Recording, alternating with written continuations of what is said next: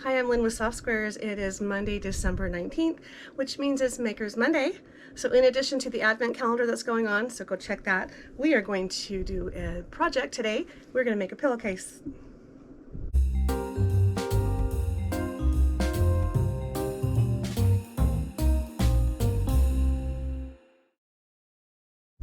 I'm going to show you how to make this pillowcase burrito style with enclosed seams. This is called a French seam.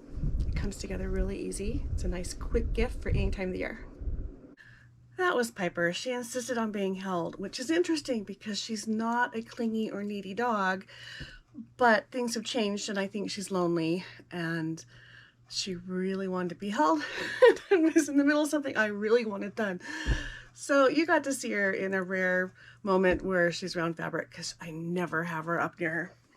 Anyway, that explains why you saw a dog. These happen to be holiday related, but you can make them to match a quilt. You can make them for whatever reason you want. I have made pillowcases and given them as gifts for all kinds of things. They're great to give to cancer patients, especially if they're having radiation and it's something that they're going to have to dispose of afterwards. That way they don't have to take one of their pillowcases from home. Use them for whatever you want.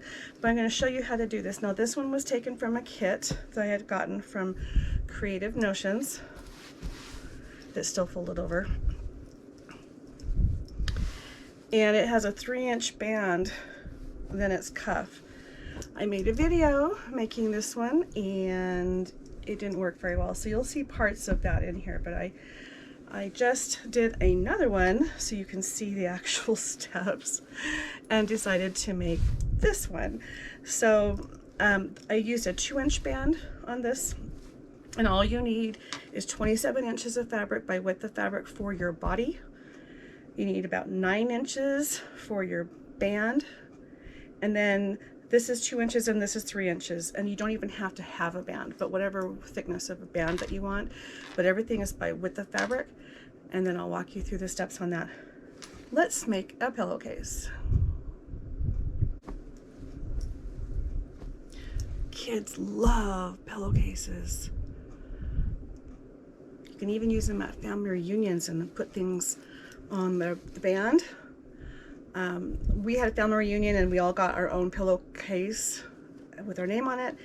And I also was asked to do a special order for a wedding where I put bride and groom in their colors with my machine embroidery on the cuff. So there's things you can do, and you want to do that before you build your pillowcase so that it's all enclosed, but it can be very simple and it can be elaborate.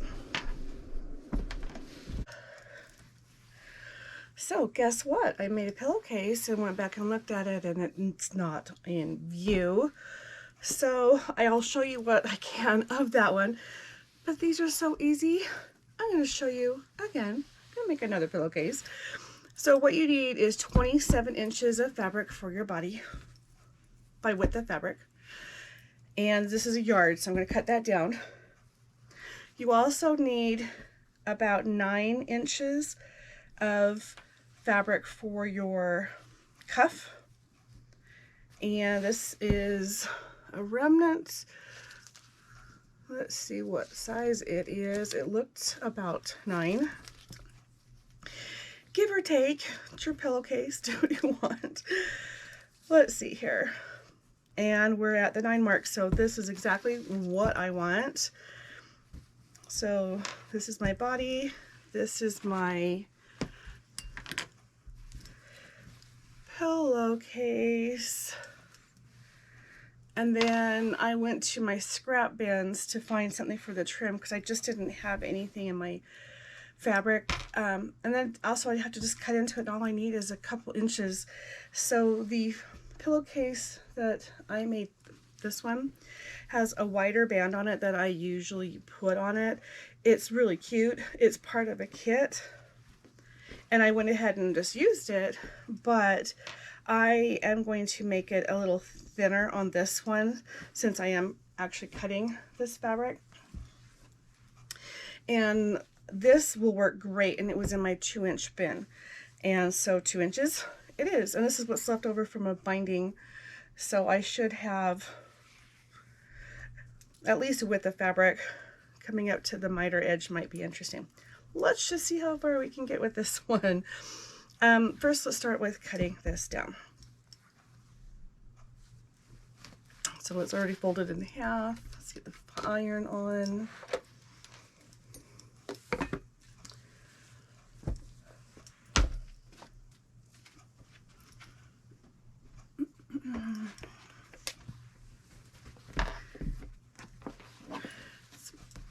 It's kind of, my mind has to think differently now that I'm working off of my ironing surface, which is a way better setup, but I don't have the cutting mat like the big one. And I do have some bigger ones than this one. I just don't think about it until I'm at this point in time. So we have to improvise on how to work with things. So again, I want 27 inches. But remember, I used to work in a really small space. I can make anything work. And here's my 27 mark. And it can be a little bigger than that. But first thing I'm gonna do is fold it in half. I'm gonna line up my fold right on one of these lines. And then come up to the 27. And give it a cut, which was right here on this. Oh my goodness.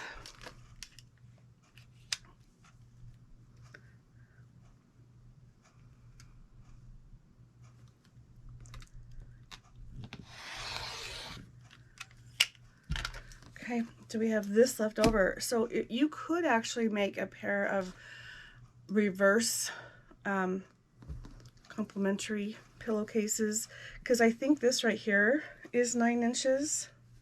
Yeah, it's just shy of 9, so it's about 9 inches. You could, if you had enough fabric, take whatever you're using in your band, if you're cutting it off of yardage, and make the bottom be that, and then put this on its band and just flip it around. Now this part is optional, or I'm calling it a cuff. This to me is the band. Sometimes you just have to watch me, not listen to me. Sorry about that. For some reason I'm feeling like this might not be even. Yeah, it is. I was worried that it was all squiggly, and it's definitely good. So here's my extra piece. Just put it in my scraps. Now with the fabric, we're good. I know we're going to be just fine. So first thing, let's get some wrinkles out of these. And then we're going to open it up. Now it goes this way. And it's face down right now because in a minute it's going to be face down, and it's just the way it came out. It really doesn't matter. You're going to press this a lot, your wrinkles will be gone. Anyway, I just want them away from where I'll be sewing.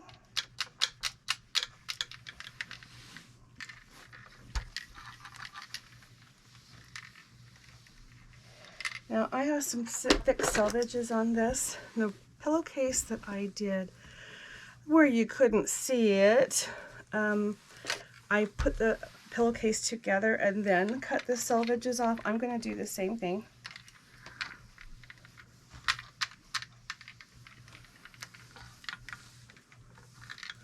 Honestly, that is good enough for what I'm doing with this.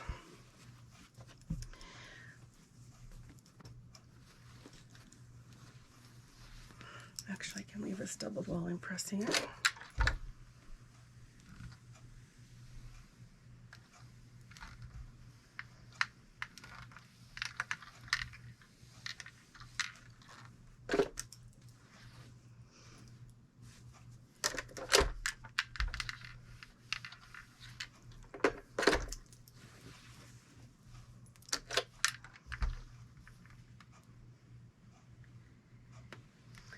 And you need to get rid of that if you can. That's a pretty good crease. So don't worry about it in the body, because realistically it might line up, and you're going to press it anyway. But this, the cuff is a little smaller. You'll probably notice it. Okay, so fabric goes face up. This I want pressed in half. See, you can tell this is going to be a lot smaller band, especially once I take my seam allowance. I find that it washes better. I mean, if you wash and press every time you wash, I don't know. I'm not one of those that press my sheets. Maybe pillowcases make sense, but it is cute, that thicker band, but it has a tendency to have more places to go when it's long like that. And I'm not sure how much I need, because this is kind of a funny piece.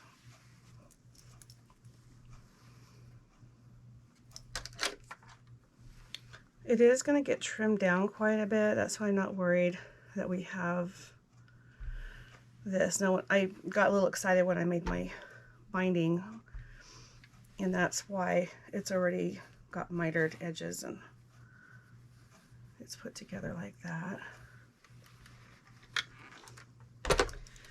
All right.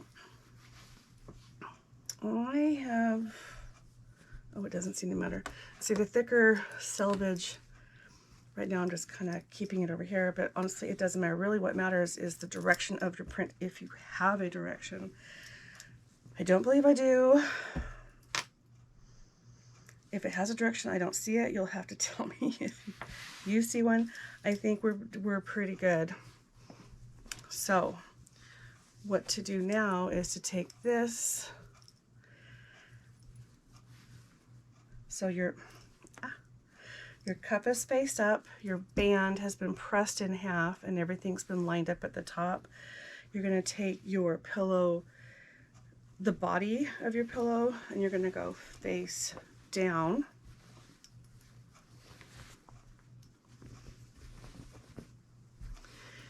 And pin or clip everything all the way across.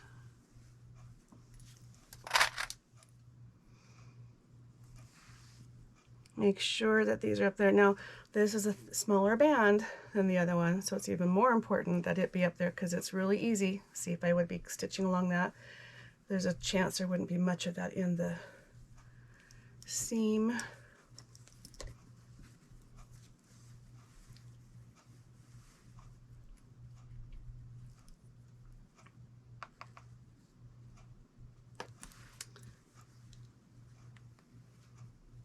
You are going to come through again and reposition the clips, so it does not have to be exact right now, because you will come through again before you go to the machine. It makes it easier if you can catch it, but don't stress over it being perfect right now, just because there is at least one more time you'll be fiddling with these.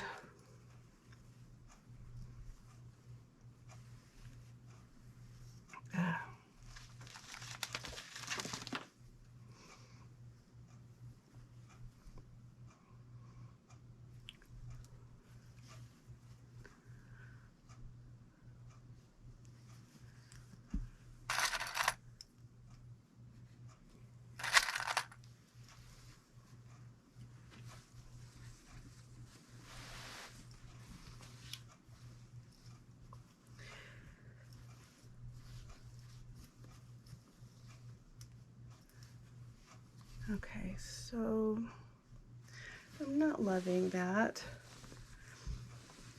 So what it is, I don't have a full true width of fabric as my strip, because I had already got it ready to be a binding and cut off the edges and then made this a mitered edge. So it's not from here to the end, not a true width of fabric. And you can even see there's a seam in there. Well, that's interesting. Now I need to rethink this. Do I even want to? Oh wait, sorry. That's the end I'm not using. Go. I didn't see that. Anyway, this right here is selvage, and it's going to be cut off. So I'm going to readjust my band so that it is not so far into the selvage, because that's going to go. And I really want as much fabric as I can to go that way. So if you were working with a real true with a fabric, this would be a little easier for you.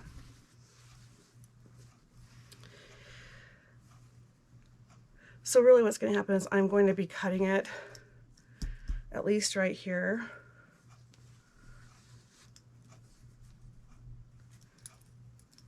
When I cut the selvage off, because that's where it is. And that right there just gave me like 3/4 of an inch, which might be all that mattered. You can also give this a little tug and give it some, not a ton, but a little, kind of like, you know, easing it in. I personally like it a little snug, not just with this, but like when I do my bindings and I'm joining my last edge, I will make it a tiny bit narrower than it needs to, because it's just easier to work with it when it's tight than it is when it's loose. And in this case, I don't have an issue with working with it. I just need more fabric to be down there, and it might end up with an extra 1/4 inch, you know. Again, I'm not pulling it super tight, not to distort it, but I'm not letting it just loosely go on there.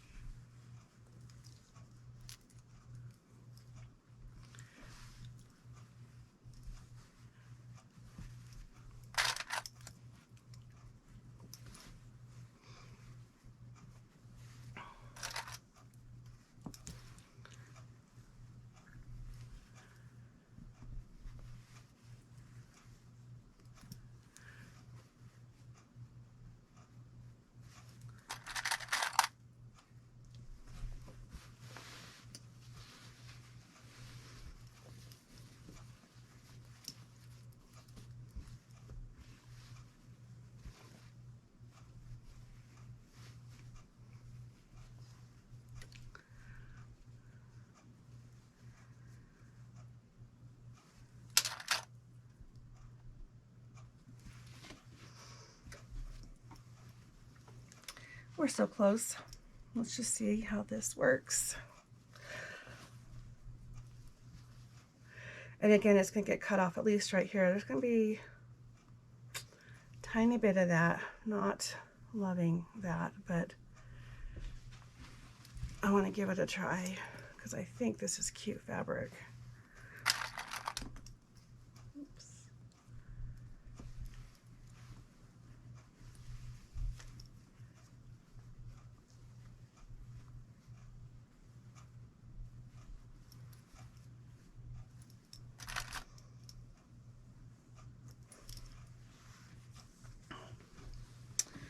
Alrighty.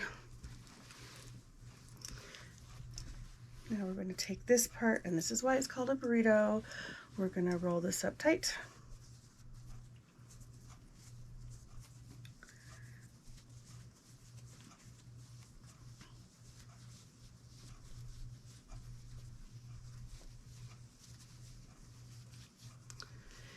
And get up there into the cuff, but not right there.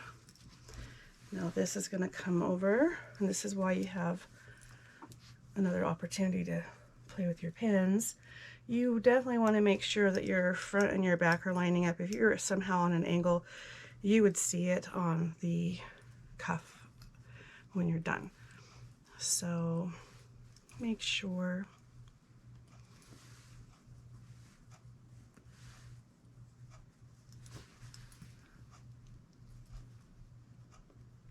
I'm putting a lot more clips in this than I normally do. Not sure why. Probably because I was trying to stretch that, but regardless, you can get away with less.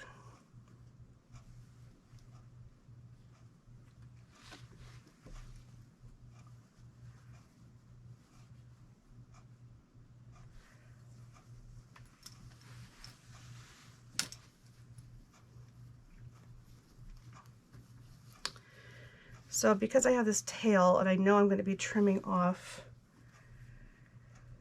something up there, I'm going to cut this even though I know it's after I get cut again, I'm going to the sewing machine. I'm going to come down the width of a normal foot, 3/8 of an inch, because I don't have a whole lot of binding, or sorry, there's not a lot of this blue fabric, so I don't want to go too far in, but I want to make sure it is a wide seam. So by doing that, then when I come back and do the top stitching, I can do that at a you know, 1/4 inch or narrower and be just fine with being able to catch that. So that's a good size. And let's see, it's there, it's all sewn across, and now it's time to pull it out. By doing this, you have a really nice enclosed band that makes it so there is not an exposed seam. Everything's being a little more difficult for me today. Of course it is. Why? There we go. I was pulling the wrong thing. Now I do want to get my iron going, and we are going to roll all this up and press it, and you want to do it on both sides. I happen to be looking at this side, but I'm not going to press it yet. I want to make sure I'm pressing from this side, because if for some reason there's a wrinkle or a crease, I'd rather have it be on the back. Like here, see, it's a little bunchy.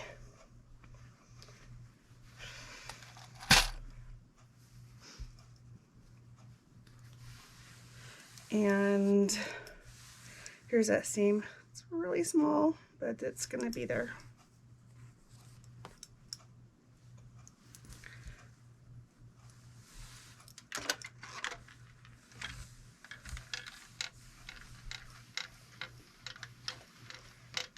Don't skip this step.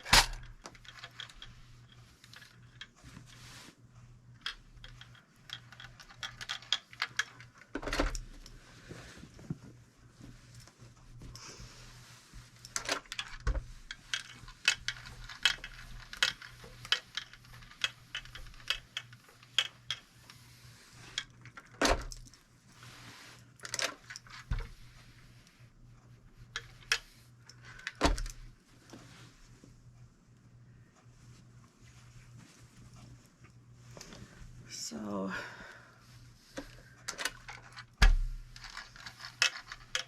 it's okay to press it that way now. What I'm doing now is lining up my selvages, because they're going to be chopped off.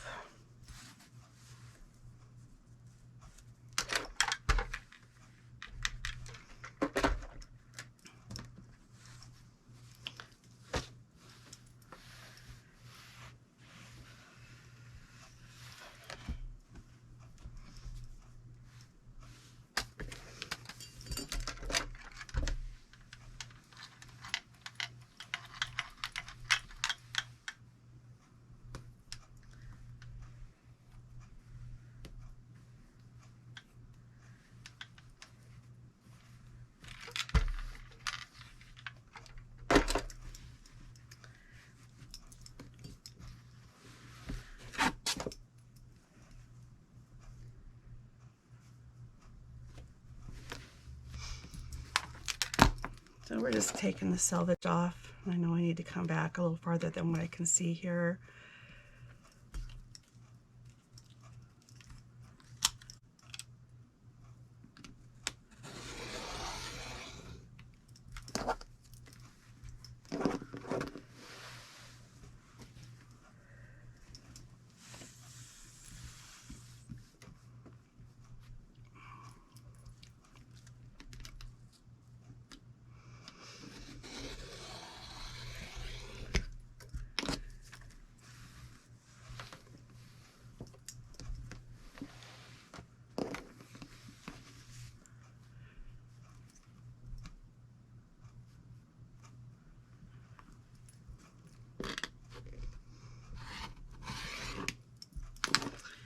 So, yep, my selvage is caught in there, and as you can see, that's what I got off of the far end, which is now folded.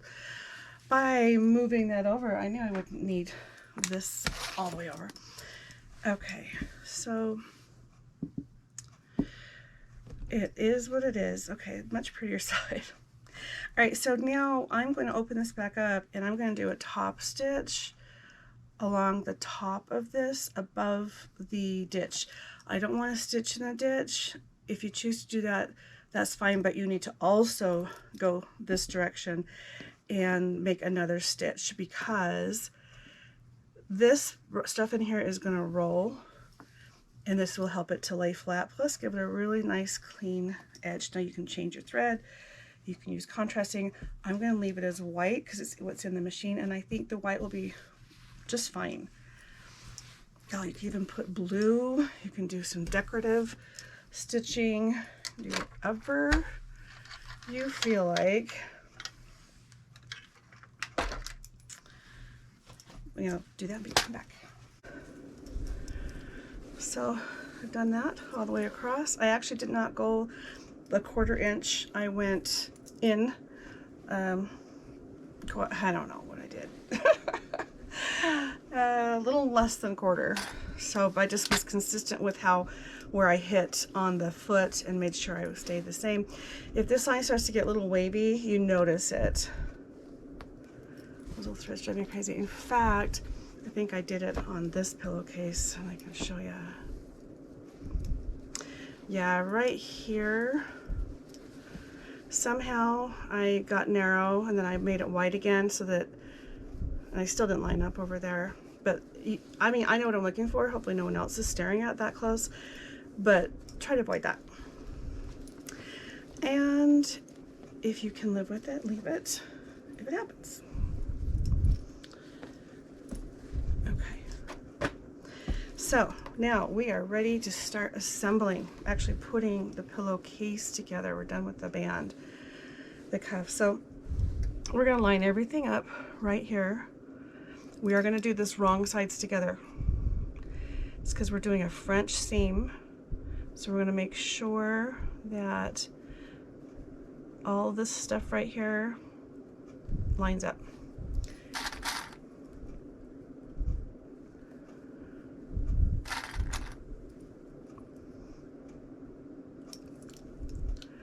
And then as you come up here, hopefully you line up. If not, you can kind of, you know, work it in. But you're gonna notice it if this is off, I promise. All right, and then I'm just gonna give it a couple more pins just to keep it from going anywhere. Then I'm gonna do another width of the foot, 3/8 of an inch.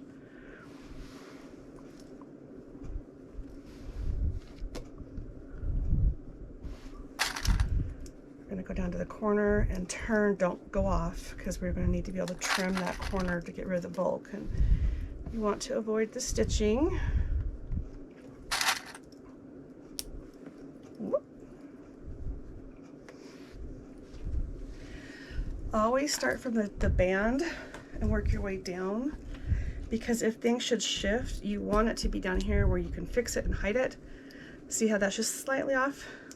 If I had started with evening that up, I would be more off up here, and you can't really hide that. So here I'll just take a bigger, anyway, we're good.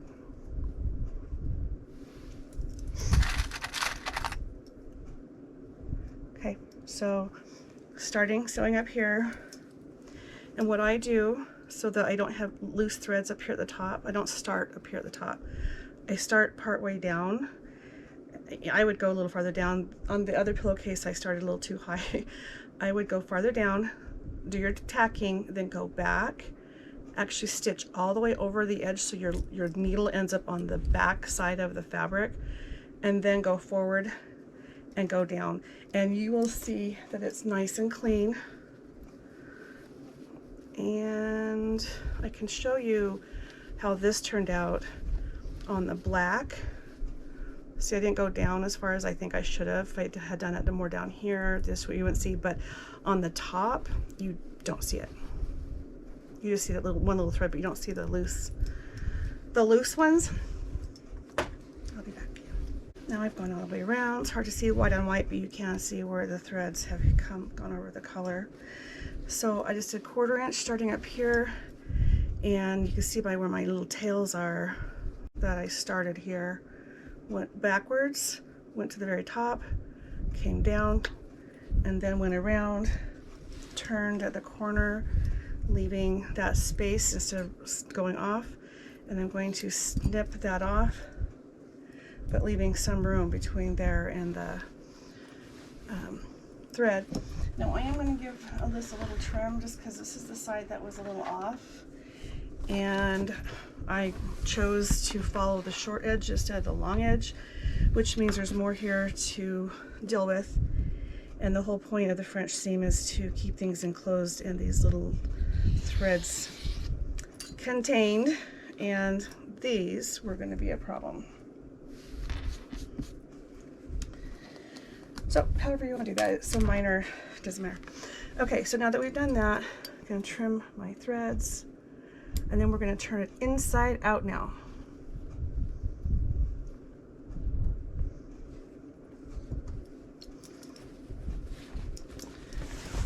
Make sure your corners are nice and straight or pointy.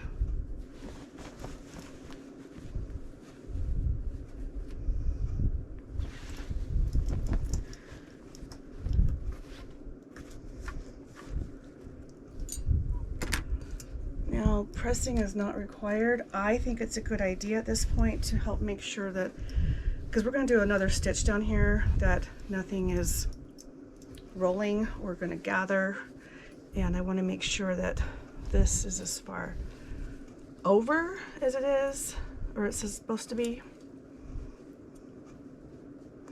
I need some little snips right here, and I don't have them. I don't have them handy. I do have them.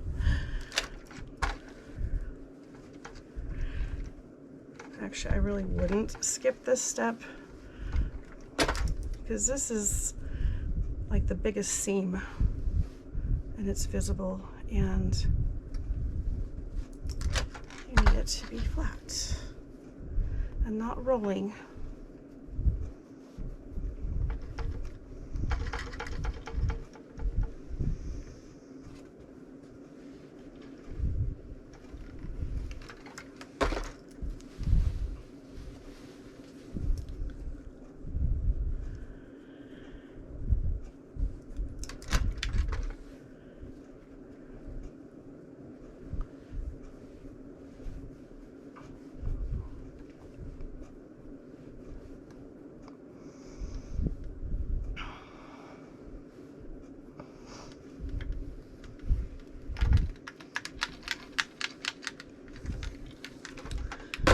Back to the machine we go. You can see through this because it's light. This is where my seam allowance is. I want to stitch beyond the seam allowance, and so I want to come in a little bit more. And on this one, I did 3/4 of an inch. And I was a little generous on it, but it's totally fine. This is what's going to happen in the end. It's going to be enclosed like this, but here, yeah, I could have gone half as wide. Your pillow is still plenty wide. I just didn't want to go too close to these edges because that's where the fraying starts to happen and poke out. And so you can go as wide as you want. I think I was pretty generous on this one, so I'm going to not go quite 3/4, but I do need to go more than a half, because I think a half is too close to the 3/8 that this line was. I mean, you'd barely be to the side of it. Almost defeats the purpose if you had any type of wiggle in your stitch on either one. So I'm going to do that. Come back again. I'm going to start up here at the top, start part way down, go up, zip down. Always start up here. I did do 3/8 of an inch after all. 3/8, 3/4. Oh, 3/8 is the width of my foot. Turning it inside out, going around, this is 3/4, and it's plenty. It's plenty good. Do whatever makes you happy. And all these measurements are just guidelines. I mean, the body of the pillow for a standard pillow, 27, your cuff at 9, or you can make it a longer pillow or bigger cuff. And then you can choose to not even put a band on it. And if you do, just do something between 2 and 3 inches and work with it. Now, this is what I'm trying to avoid over here. You see there's little threads coming through. Where's Mom? Little scissors. So when they come through, you want to snip them so no one pulls on them, but the whole point is you want it to be clean and not have that. And right now we're in the messy thread stage. All right, so let's turn this around. You want to poke your corners out, but be careful. There's quite a bit of bulk there, even though I did take it out of the first round. You can't really trim this bulky corner the second round because you've got things that will be affected by it. When I used my pointing tool yesterday, I poked through it, trying to avoid that. I say that as I grab it anyway. So there's a big thickness in here. There's the thickness going this way and then over here. So in the corner it's actually quite a bit. That's why it's not coming out. So just want to be careful not to poke through the fabric. And that looks like a point, but I don't think it is. Oh my gosh, is it? That's a pretty point. I should not be complaining. And then the other side came out just fine. So really what's left now is to just give it a final press and see if there are any loose threads like that. See, here's the goal, is you don't want to have any threads anywhere. Oh, I should show you our progress on the inside. So here we are. Enclosed band. This is the French seam. And your seams are all completely enclosed. If you had a serger, you could skip this step. I would still do this though. So now what's left is to press it and find a new home. I'm taking a little longer today than normal, and I'm just not sure why. So just know these do come together pretty fast. I'm feeling a funny lump in there. And it's just because there's so much bulk. You can't do anything about it because it's not going to go anywhere. I mean, every time it gets washed, it's going to still be there. That's all right. Okay, so now I will say this is quilter's cotton. It looks good, it feels good, but some people might not want to sleep on it. So there's cotton blends that are super soft, and if you get sateen, it's not satin, but it's a cotton that feels like satin. It's called sateen. Oh, those are the best for pillowcases. And it just has a really tight weave, and it really is a different type of cotton, so you won't find it with prints on it, to my knowledge. It's usually just basics.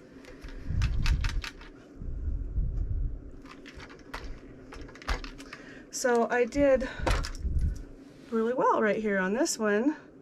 This is where it can really show up if you're off. Try to avoid that just because it's noticeable there.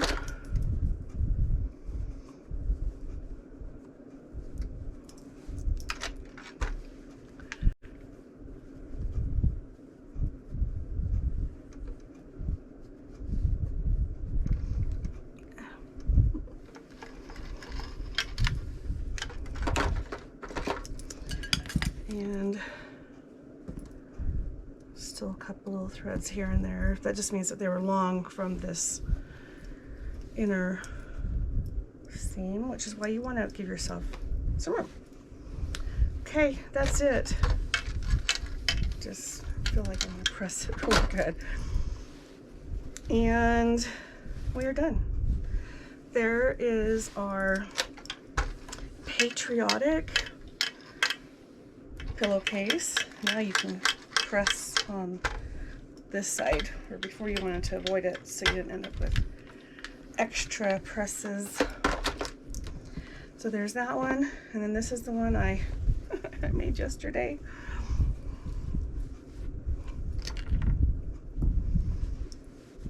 Both super cute.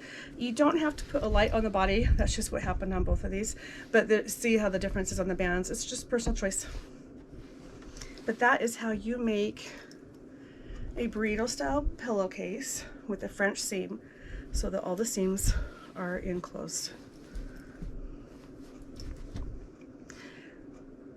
If you have questions, let me know. There's no pattern. Just get your yardage. Please like, subscribe, and share. Thank you so much for being here. I'll see you next Monday on Maker's Monday and tomorrow for our Advent unveiling. Have a great day.